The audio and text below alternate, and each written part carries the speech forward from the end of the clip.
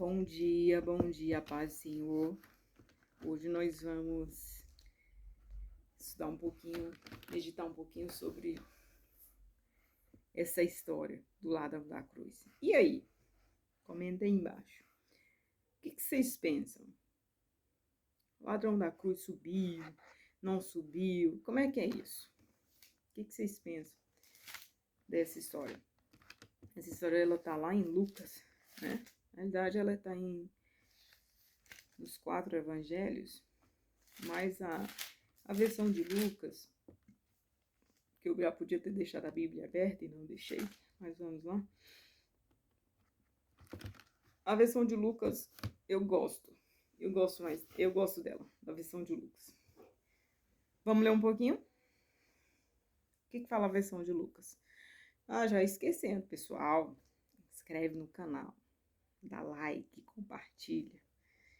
Quem tá aqui do outro lado, não é nem por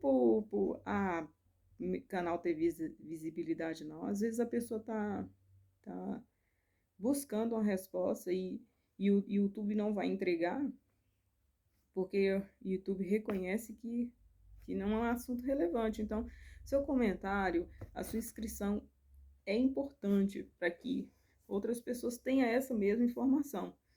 Tá bom? Deus abençoe a vida de cada um de vocês. Vamos lá? Vamos ler o verso.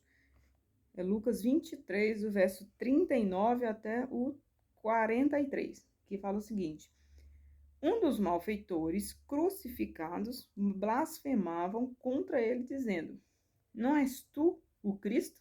Salva-te a ti mesmo e a nós também.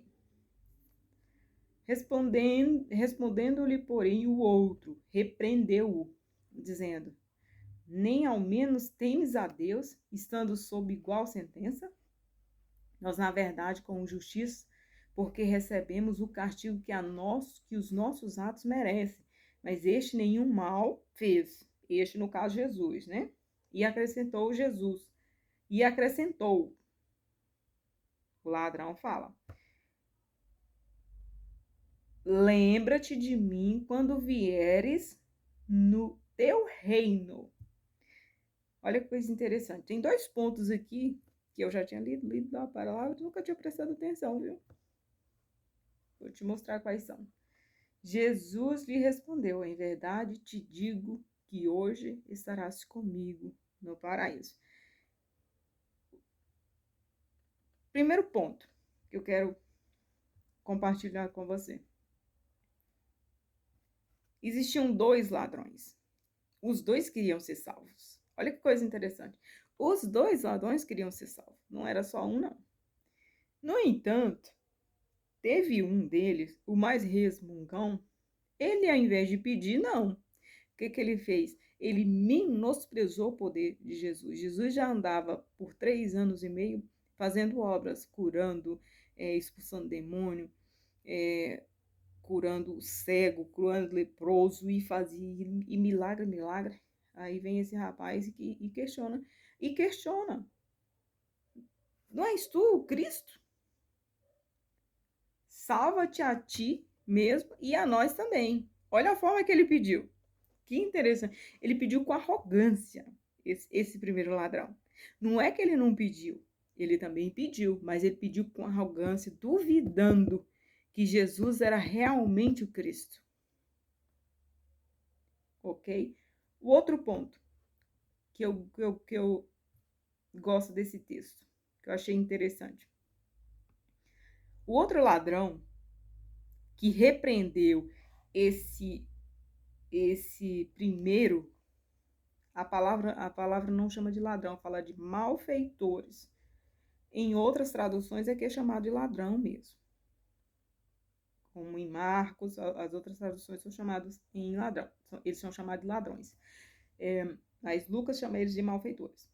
Tá, mas vamos lá.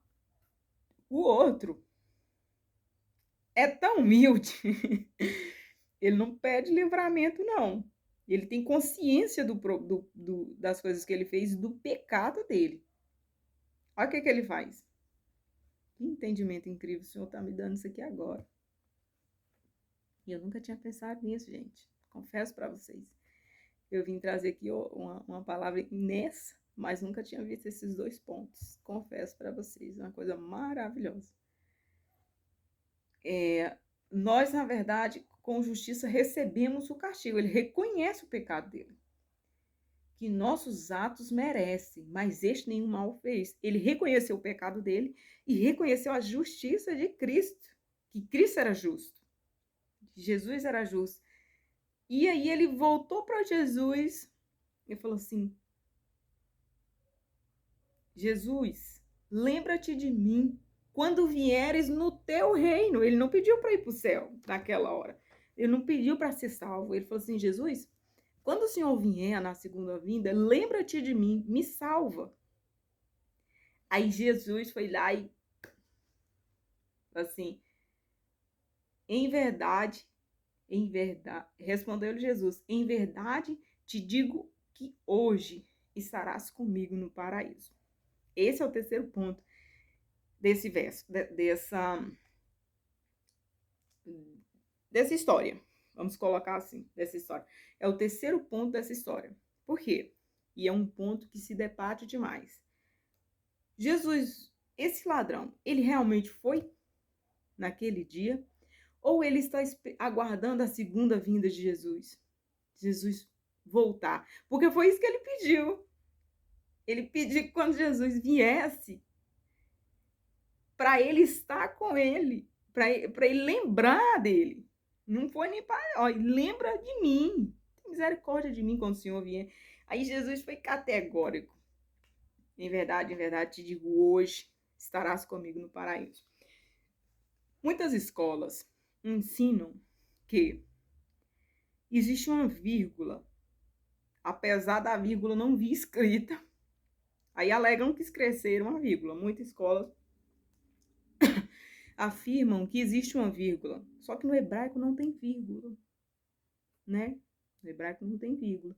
Inclusive, eu estava vendo um rapaz que é grande estudioso, de grande repercussão nacional, inclusive, e ele afirma que tem uma tese. Ele fez uma tese. Eu admiro demais ele, os estudos dele, mas aqui nesse ponto eu acho que ele tá equivocado. E quem sou eu para dizer isso?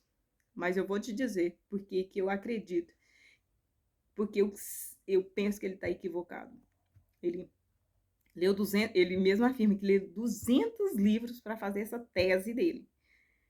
E fez estudo do hebraico. Então, ele achou, segundo ele, achou argumentos fortes para defender que Jesus, que esse ladrão da cruz não foi para o céu, né? Inclusive, em outros vídeos, eu consigo pontuar direitinho o porquê que ele acha, que ele pensa nisso. Um dos pontos é que quando Jesus ressuscita, ele afirma, não toque em mim, porque ainda afirma para Maria Madalena, acredito, que para ela não tocar nele, porque ele ainda não tinha subido ao céu. Então, baseando nisso, ele acredita que como Jesus não foi, o ladrão da cruz também não foi, correto? Mas, vamos lá. Nós pegamos esse texto. Eu e minha irmã pegamos esse texto. E ela tinha um entendimento e eu outro.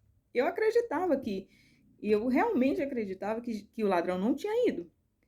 E baseado nesse texto, de que como ele tinha subido, nem Jesus tinha ido ao Pai, então Maria Madalena, o ladrão da cruz também não tinha. E minha irmã foi mais intensa na busca, né? Vamos colocar assim. E ela questionando, mas Senhor, estudou. Passou 3 dias estudando, irmãos. Passou 3 dias estudando. E ela questionando a Deus, Senhor, mas não estou entendendo que é isso mesmo. No terceiro dia ela teve um sonho.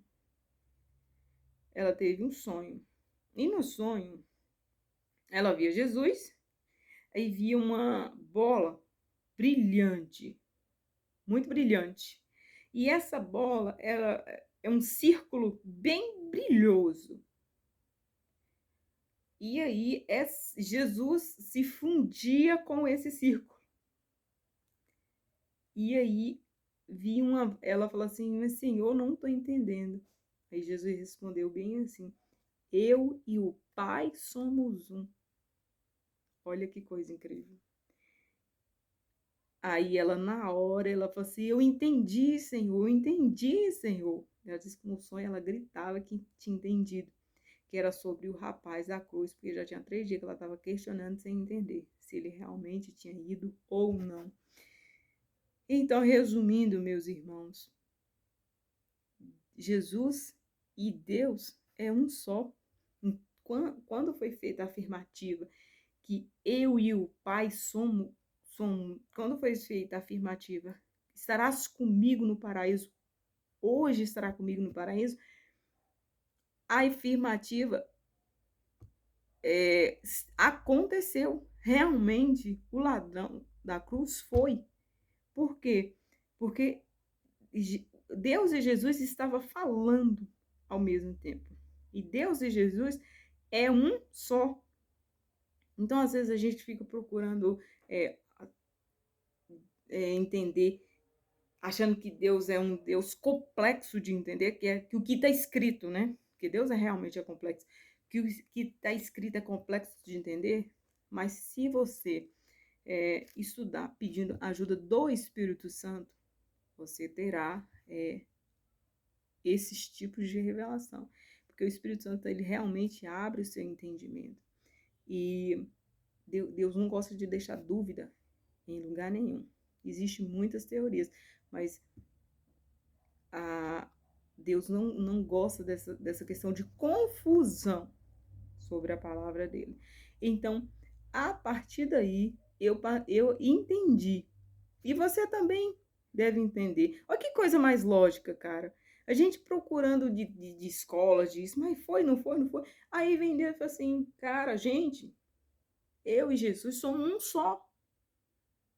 Jesus morreu lá na cruz, mas eu estava lá no céu. Então, na hora que Jesus falou, estará comigo, é a mesma coisa do ladrão estar comigo. Então, ele subiu. E estar com Jesus, estar com Deus, é mesmo, dá no meio. Então, ele subiu, gente. Jesus falaria assim, mais ou menos assim, se eu tivesse um pouquinho irritada. Então, é isso.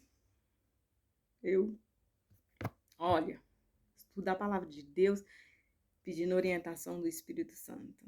E depois eu venho aqui estudar mais a palavra de Deus com vocês, porque a palavra de Deus é uma coisa incrível, cara, é uma coisa incrível. Cada palavrinha ele deixa,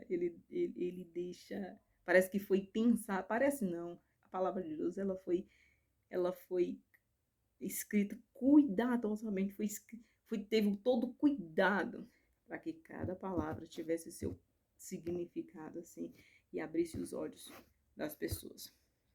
Que Deus abençoe muito a sua casa, a sua vida. Fiquem com Deus.